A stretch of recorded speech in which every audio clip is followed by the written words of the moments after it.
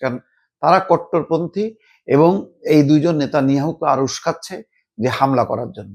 এখন যেখানে তার নিজের জনগণের মানে প্রতি তার উপর আস্থা নেই, সে এখন ইরানের জনগণকে আহ্বান জানাচ্ছে যে শাসক গোষ্ঠীর বিরুদ্ধে তোমরা বিদ্রোহ করো, আমরা হামলা চালাচ্ছি। নেতানিয়াহু বলছেন, ইরানে আমরা যে সামরিক অভিযান শুরু করেছি তা সেখানকার জনগণের বিরুদ্ধে নয়। আমাদের সামরিক অভিযান ইরানের পরমাণু হুমকি এবং ক্ষেপণাস্ত্র হুমকির বিরুদ্ধে। চিন্তা করেন, ৭৮ জন নিহত হয়েছে, আহত হয়েছে ৩০০ জন। এরা কারা? এরা কি সব ওই ইরানের শাসক গোষ্ঠীর অংশ?